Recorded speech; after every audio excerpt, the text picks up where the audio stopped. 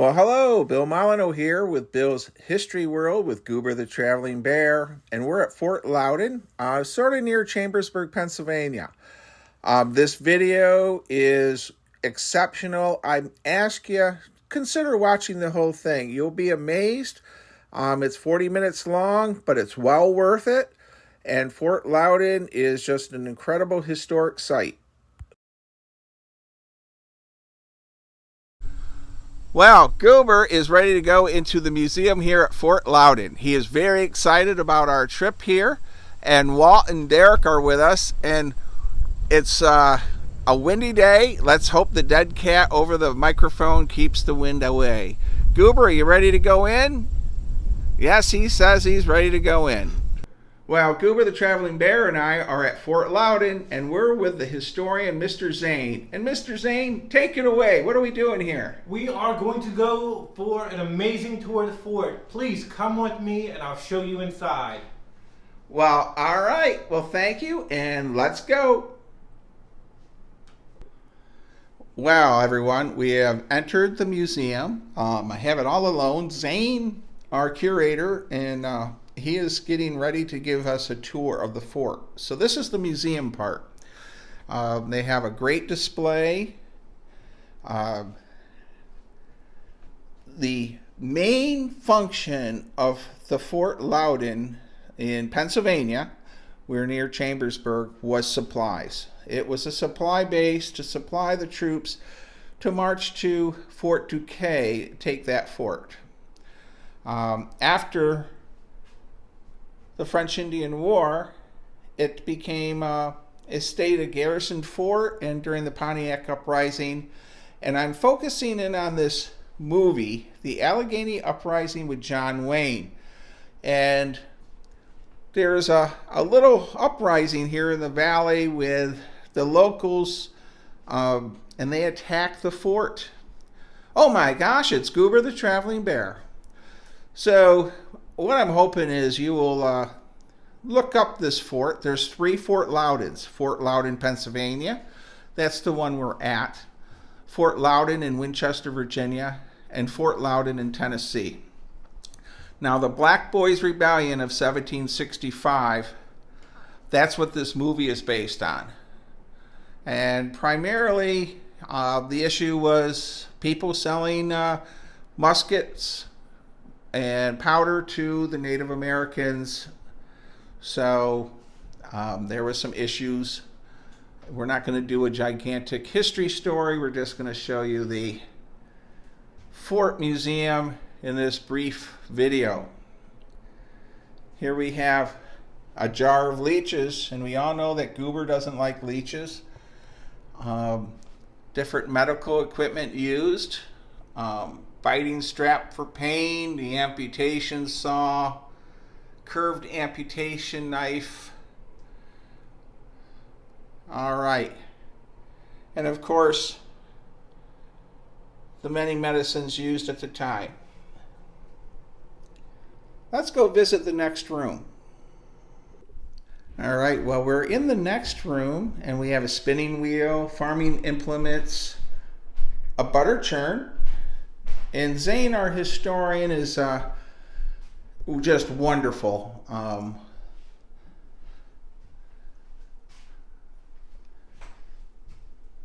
what do we have here? Native American artifacts, powder horns. All right, our Native American display cases. We got otter, Native American War Club. Now this is flint and steel. Let me see if I can get a close-up of this.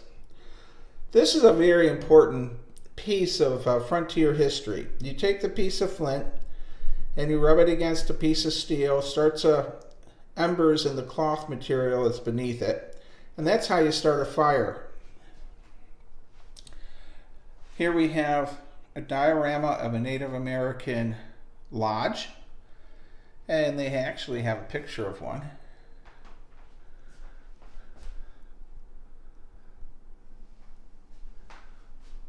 Wow, they have some nice artwork here in this museum too.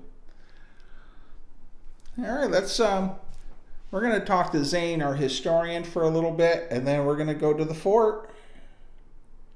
Oh, I should mention, behind that door is the museum gift shop. We'll throw this into the video. They have some artwork on the walls. And what's really neat is this painting here.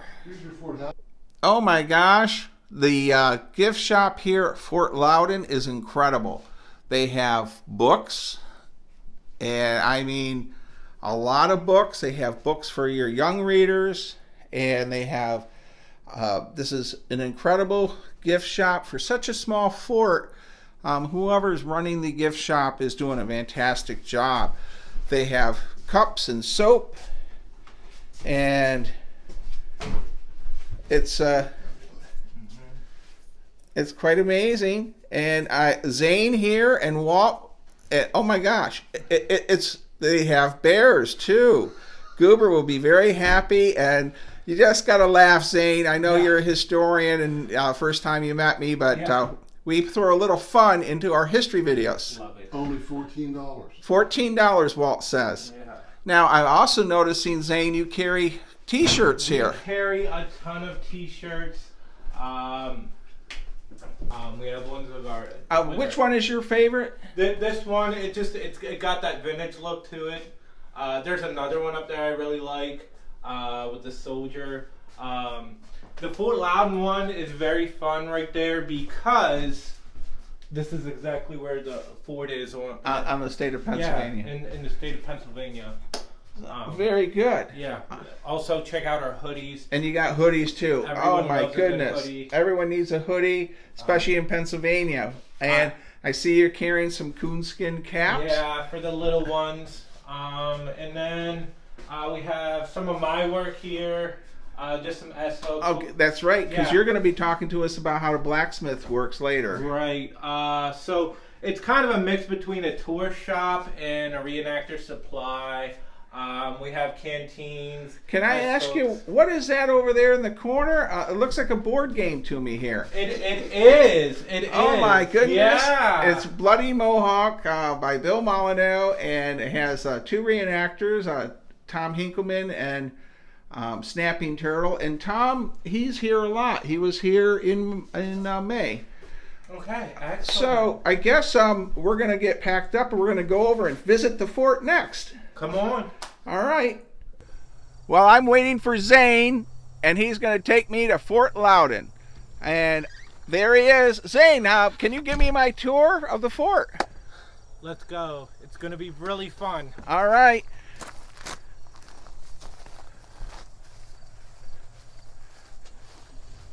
Boy, we have a beautiful day for this tour. Now, as we're coming to the fort, can you just give me maybe a few seconds of information about it from out here? So, our fort is just a small wooden palisade. It was built to protect goods and protect the buildings. Originally, it was built around a farm. A man by the name of Matthew Patton.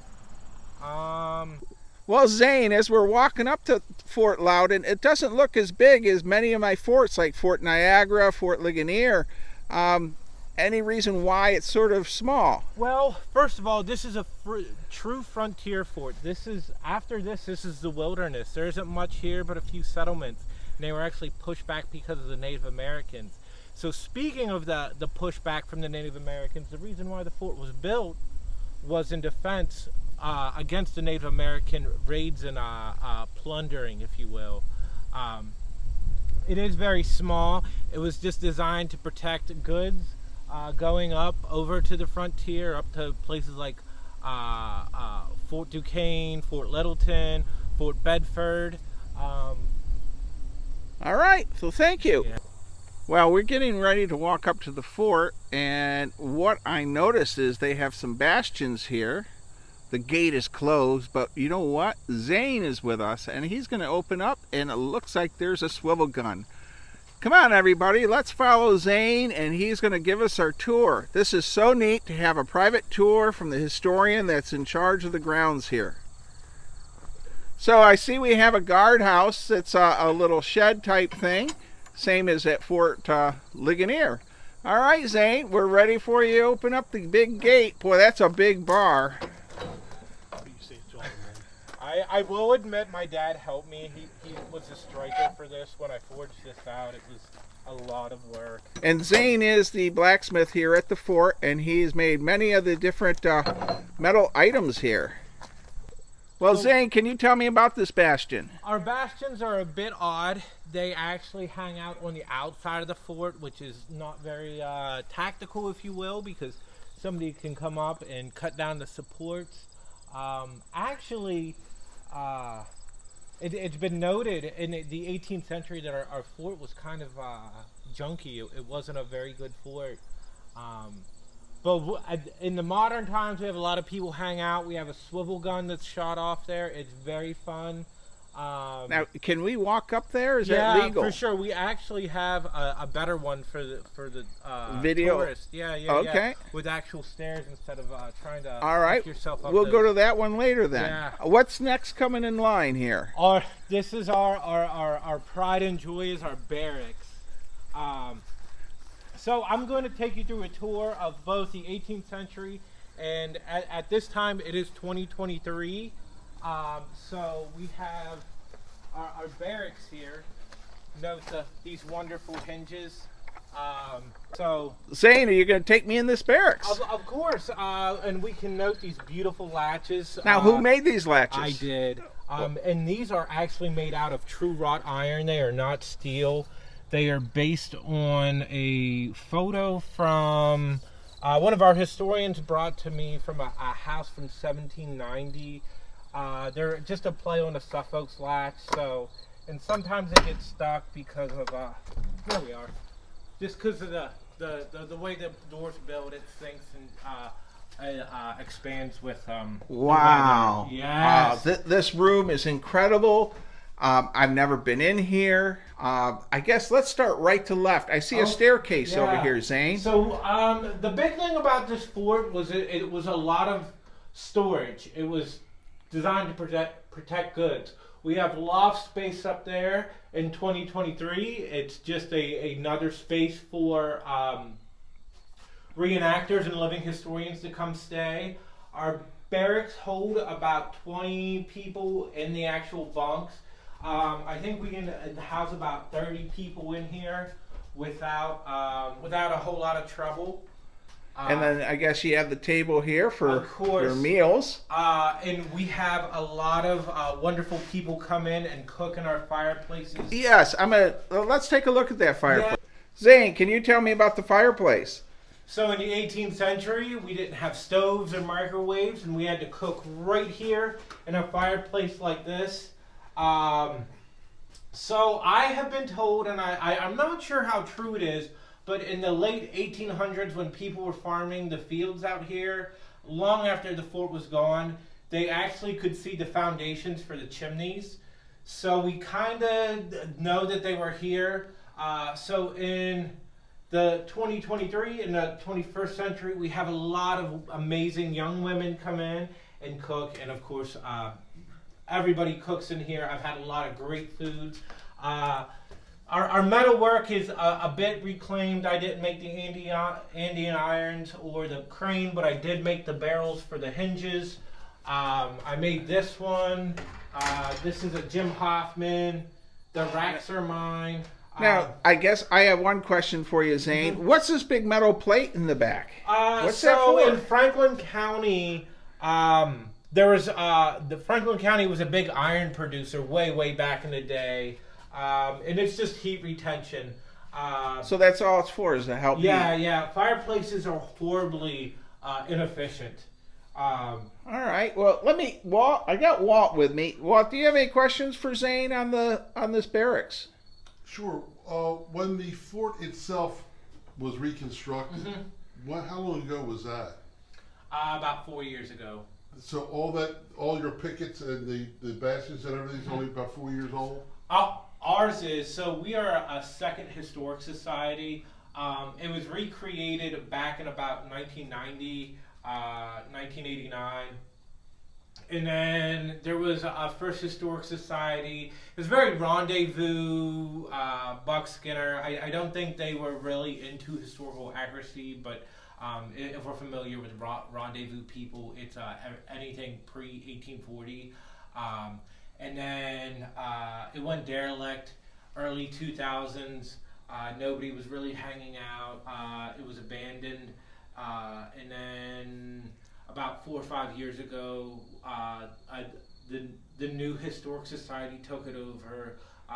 We were really big on historical authenticity and actually portraying what really happened at the fort instead of like a frontier hangout. So we have been moving a lot real quick. I've been a part of other community projects where local governments have their hand in it. And what we have done would have taken the state or a governmental body 20 years. We have made insane amount of progress. I agree with you. It's phenomenal Yeah. what you've been able to do. That's why I asked how old it was, because it looks like it's been here for a long time, and really you've done all this in... The barracks were essentially done in almost a season. And this is a huge house. Especially to do it historically accurate. And there are some things like this. I think everything would have been lower. On average, we're all a couple inches taller than what they would have been back then. I don't think they would have had a wooden floor. I think it would have been dirt. That's my personal opinion. I'm not sure. But I think these are a little bit nicer than what they would have had back then. But here's the thing. We live in the modern times. We want men to bring their families, their wives, and their kids. So we've got to make it nice. People are vacationing. We have a lot of very serious historical interpreters, but we also have their families coming, and we don't want them to live in abject poverty as they would have done in the 18th century. Do you host any reenactment groups here at all? There are several. So our historians are affiliated with a couple units that come out and hang out. And then we have just some oddball people, not oddball, but the garrison left. It was tore down, and the lumber was used for building other buildings. I was told that Matthew Patton came back and used it for a barnyard, which makes a lot of sense to me, because if we look outside, it's a beautiful barnyard. There was dry storage for hay and grain and stuff like that, and you can shut the gates and keep your livestock in it. What is your season? When do you guys close? When are you open? So publicly, our last event is around Christmas, and then we open in April. We have a couple private units to come in and do some winter camping, which good for them. That's really tough. These barracks are not very warm. Where the heat comes from is body heat. Fireplaces are horribly inefficient. You can have this rip roaring, and it's cold over there if you have 4 or 5 people. If you have 10, 15 people on each side, it actually warms up kind of nice in here. But that's just because of people in here. It gets cold. So we have a couple units that want to do winter things. We also go kind of derelict in August and July because of the heat, but we do have people that come out and hang out and camp in. Zane, we're on the other side of the barracks. What's interesting here? So what's interesting here is, again, it's almost mirrored. We have a loft as storage, and then in modern times for our events, we have a lot of people stay up there. It's pretty cozy up there, actually. And of course, as heat rises in the winter, it gets pretty warm up there. So could my friend Walt here, could he sleep up there in the loft? If he chose to. Our ladder is pretty steep, though. It's supposed to be stairs, but I think it moves more into the ladder side of things. So it's just mirrored. We're going to put another crane here. The whole fort is a work in progress. Again, lots of dinners cooked in here. Usually what happens during events is it's separated. We'll have a unit here and a unit here. And they coincide and stuff, but just to keep everyone organized, You know, we'll have Highlanders here and just, you know, Okay. regular infantry here, and everyone comes. Well, let me ask, Walt, do you have any questions for Zane? Because you bring up some good points on things. No. No. All right. Very good. Excellent. Walt has no questions here. So Zane, where are we going next at Fort Loudon? We're gonna go over to a storehouse which is in construction, and then we'll go to the barracks. Or not. Let's. Can I do? So Zane, where are we going next? We're gonna go right over to the storehouse, and then we're gonna go to the blacksmith shop, which is my favorite part, of course. Then we're gonna go to the stables. We'll talk about our bake oven, and then we'll go to our guardhouse, and then I'll touch on some other buildings that we would like to build in the future. I have to ask, Goober has an issue with beehive ovens. Do you have one here? Of course we do. Okay, we need to keep Goober away from that because I don't know if you're aware, but at Fort Frederick, Park Ranger Dan Ratcliffe stuffed him in a beehive oven. Oh. All right, Zane, where are we at now? So we are in a storehouse. Again, one of the main goals of the fort was to store goods going to the frontier. Right now, you can see we are in the middle of construction. We have a very dedicated team of... It's really awesome. It's really neat. We have these super history nerds that get into the philosophy of the 18th century, but they're also like the blue collar, like let's build stuff. I have a lot of talented friends, and the governmental body of the fort is just filled with a lot of handyman and craftsmen and stuff. That brings up something I wanted to touch on. Is we have a group of men called the Wednesday Warriors, and a lot of them are retirees, and they come out and keep the grounds. They build, they cut firewood, they do all kinds of stuff, and they are a very dedicated group. All right. So the storehouse, oh my gosh, it's Goober the Traveling Bear. You know, I hope we don't leave him at Fort Loudon. And Walt, do you have any questions for Zane on this building? No. No. All right. Well, there's the fort well, if you're wondering. And we're going to go and check out the workshop here. All right, here we come. What is this thing, Zane? Well, you'll have to forgive me. My workshop is a bit of a mess right now. We are in the off season. But this is welcome to the Fort Loudon Blacksmith shop. I presume this is where you spend a lot of your your time. This is my time. workshop. I have a couple talented young men that come in and help me. The bellows were built by and I believe you just met him, Ian Hanna. Yes, I did a video of him 2 weeks ago. Built these bellows. So this is as close as what we can figure. Unfortunately, there's not a lot of documentation about frontier blacksmith shops. What we get is a lot of city blacksmith shops, but this is as close to what we think it would have been like. My tools are period 18th century anvil. The ones that you think of, like the Roadrunner killers, those are a London pattern anvil that wasn't invented until about 1830. Is that the kind with the big pointy thing at the end? Yeah, there were ones with horns. So the story for this anvil is I have a tool dealer down in Frederick, and I wanted an 18th century anvil. This came up. I sent pictures out to some people that knew a little bit more than me. This is in fact an 18th century anvil. I got what was appropriate for it, and I had to get what I got. So to fix the horn, because the horn is a vital part for making round things and stuff like that, we got a bic iron. Which was very, very common in the 18th century. Even if I've seen a lot of images of course, the city blacksmith shops, even if they had an anvil with a horn, they often had a freestanding bic iron. We have our 18th century vise. It's interesting because this mortise and tenon brackets. So this is an 18th century vise.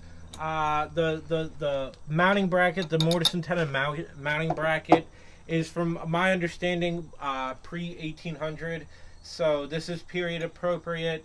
Everything here, I've done painstaking research, and I'm still doing a lot more research on blacksmith and blacksmithing tools for the 18th century. I'd like to touch on a few other points. Unfortunately, it's often thought, well, if it's hand forged, it's got to be a period appropriate. That's not necessarily the case. Back in the 18th century, they used wrought iron. There is a difference between steel and iron. And metallurgy is very, very complex. They did have a form of steel, but it was only for cutting tools. What they would have used for general work would have been wrought iron, and it forges similar to completely different than modern steel. So some of our construction techniques for our items have to be done in a certain way to replicate how they would have forged in the 18th century, which takes a lot of study. And Okay. I'm still studying. It's a constant thing. I believe it's a lifetime worth of work to understand how they forged things in the 18th century. All right. Well, where are we going next? We are going to the stables, of course. Okay. So, Zane, where are we now? We are at our stables. I think one of the major things that's often underrepresented at any historical site is animals. This would have been filled with animals from workhorses and pack animals to livestock. I believe these stables would have probably been for officers' horses. The workhorses would have probably been tied up outside. And then in case of attack, they would have been brought in. The fort was never attacked, so that was nothing we ever had to worry about. Well, I'll correct myself. It was attacked, but it wasn't attacked by the enemy. It was attacked by Pennsylvanians. So that's an interesting thing we can get into then. I'm going to ask you about that for our closeout at the end. Excellent. Okay. But yeah, so we have had horses in here, and it's been really cool.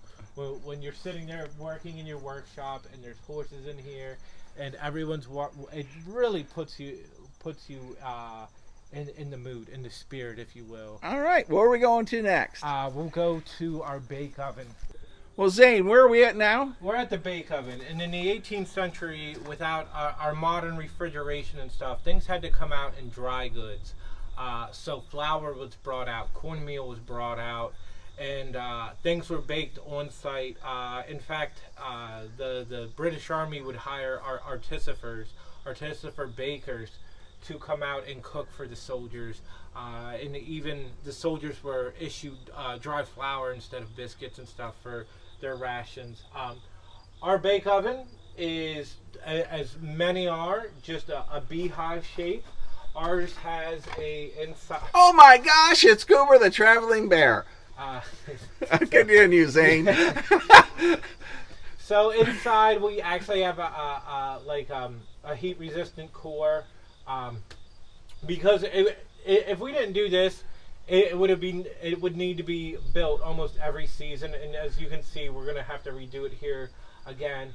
And the thing about doing a historic site in a modern era, back then they weren't thinking about, well, is it going to be here 20, 30 years from now? They built it to up quick and moved on. We are building a historic site, hopefully a state or a national monument, and this needs to last for generations. So we are using a lot of more modern style techniques behind the scenes to make more of a quality construction. So this is heat resistant, and we have a lot of talented people come in. I've had a lot of food out of this too, and it's all been very, very delicious. One thing that I'd like to note is that it's an oven. It's not a smoker. When I first started eating things out of here, I thought it would be smoky, but it's not. But they make a lot of great period pies and breads and stuff out of it, and we actually had people make pizza, which was very, very delicious. Wow. Well, let me ask Walt. Walt, do you have any questions for Zane? You know I do. Yes, sir. This stockade doesn't seem to have like the Hollywood version of a walkway that people can stand up and shoot over, but you've got these little freestanding stands where one rifleman can stand there and shoot out. Right. Now, do we know which is this historically how the fort was built, or is this a supposition? We believe so. So our fort was built to defend against Native Americans originally. It wasn't built by the British government, but the Pennsylvania provincials. They had a big meeting. So really, from my understanding, what happened was people tried to settle over the mountain in McConnellsburg, and they were raided and slaughtered. A few people did manage to get back, warn everybody.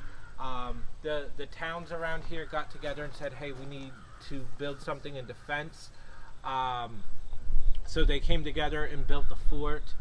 Because if you, against, you know, for the 18th century, modern artillery would have turned this into toothpicks. This was built to defend against small arms fire. This would have been overtaken by any standing army, really. And a lot of the French fighting during the French and Indian War was way far north. Now we're getting into historical speculation, and I can't say yes or no, or this is fact. And this is where I feel like history gets fun, because we can have a philosophy about things.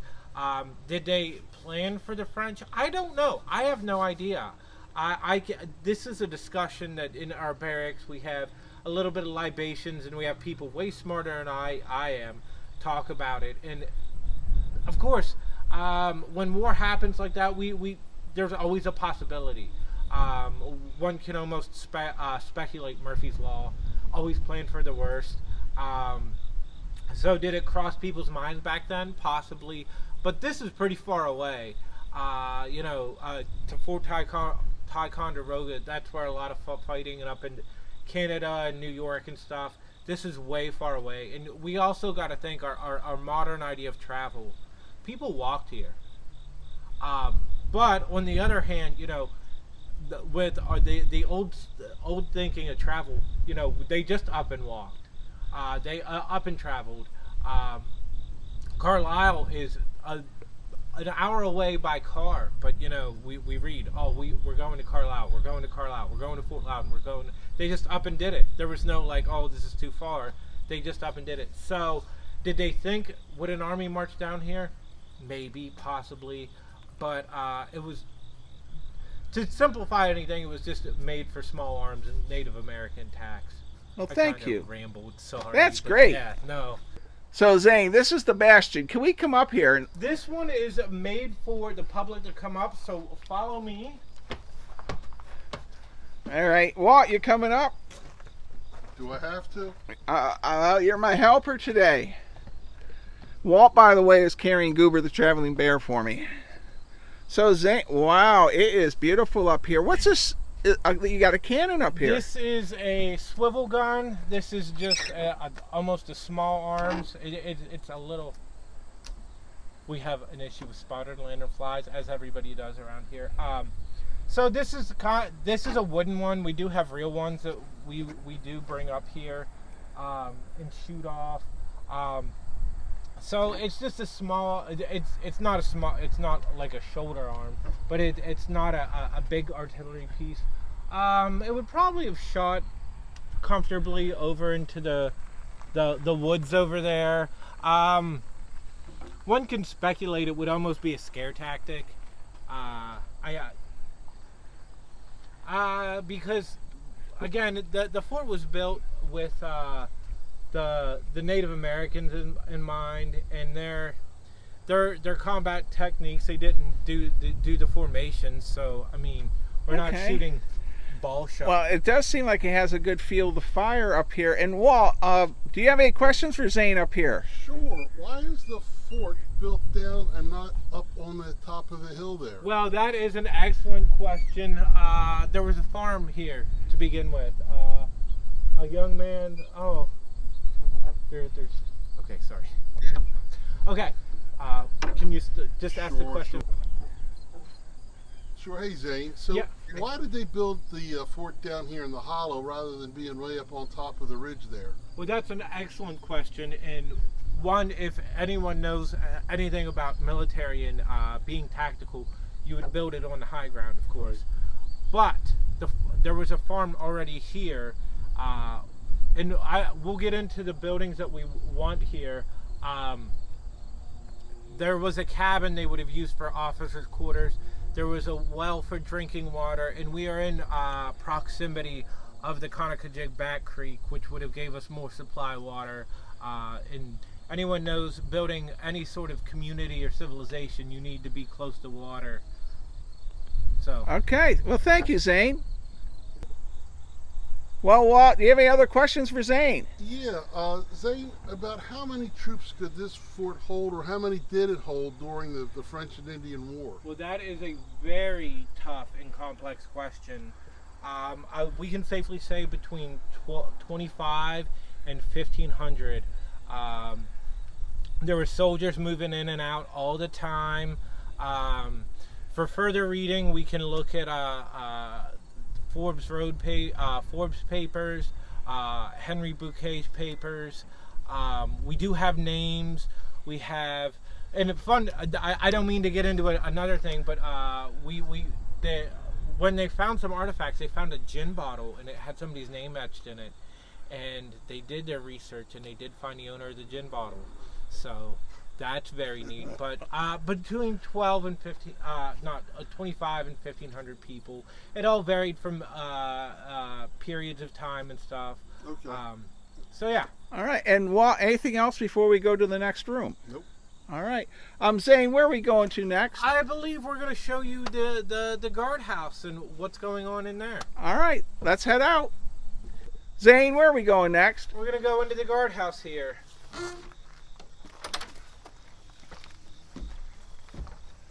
Wow. So this is the guardhouse. It has a jail. So I gather this is where the men slept at the guardhouse? Yeah, in the modern times, this is another place to sleep. We have another storage loft up here. And actually, in fact, we actually open up the jail. People in the modern times stay in there and camp out in there. It's actually kind of cozy.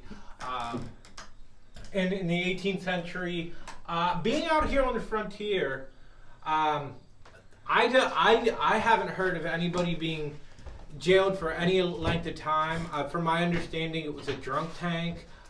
We do have garrisons of Highlanders and things like that. And what do soldiers do on their off time but drink and gamble and fight? So if anybody committed, a minor crime, they were held in here till they were sobered up, and then it was back to work. All right. Walt, do you have any other questions for Zane? Sure. I think, is it the only real high point for Fort Loudon, the Black Boys Rebellion? Well, there was also we did some things in the Pontiac Wars and stuff like that. But the Black Boys Rebellion is our claim to fame. Very complex, very interesting. I encourage you to do further reading Wikipedia. There was a movie about it, but I'll give you a quick, 2-second, cliff note.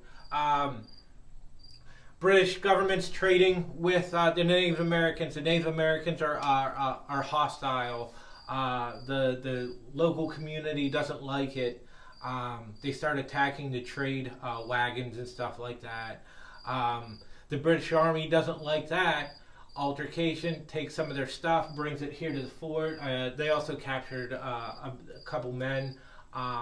The locals don't like that. They come, they start shooting at the fort. The garrison is not big enough to defend itself. They give up. There's a peace accord and some politics that go on. And that is as quick as I can make it. It gets far more complex. And I guess that's what Wikipedia is for. Yeah, Wikipedia, there's movies, or we do an actual reenactment of it. So come on out and talk to people that are way smarter than I am about the subject.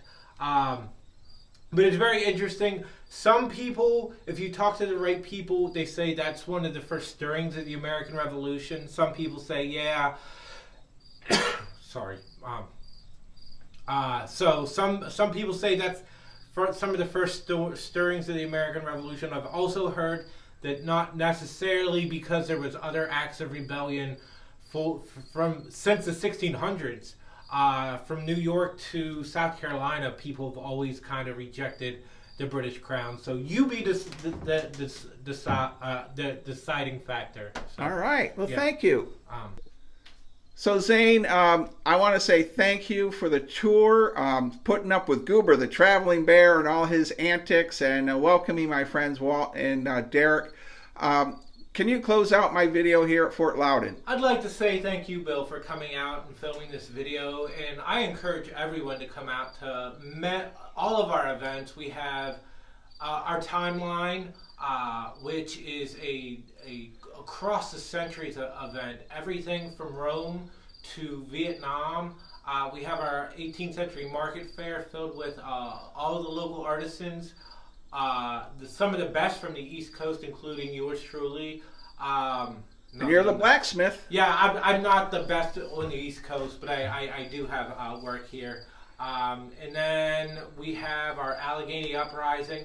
And we also encourage other historic, not necessarily French and Indian War, but Rev War, Vikings, medieval, to come and utilize the fort and the grounds to teach and to enjoy their historical times. I encourage you just to come out and see the grounds, and I encourage you, if you're not from Franklin County, to go see your own historical sites, regardless if they're French and Indian War or not. That's great. And you know what? I have viewers from Australia, all over the world and all over America. I'm very honored to have so many viewers, but where are we? We are in South Central Franklin County, Pennsylvania. I just want to, I cannot state enough, like, you can only do so much research online, and you can only watch so much TV and read so many books. To come out and walk the grounds and to see the people, smell the fires, listen to the guns,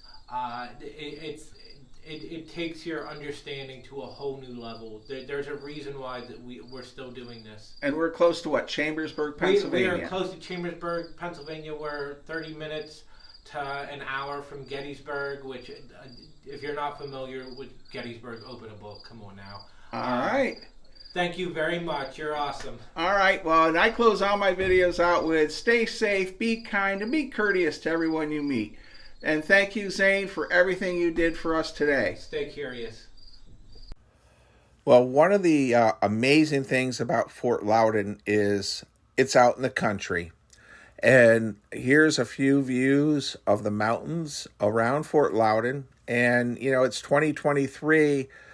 Just think how it looked in 1755. It's still picturesque. The mountains were just wonderful for this trip. The leaves were changing. Going to Fort Loudoun, if you're not into military history, it's just great to be out in the country.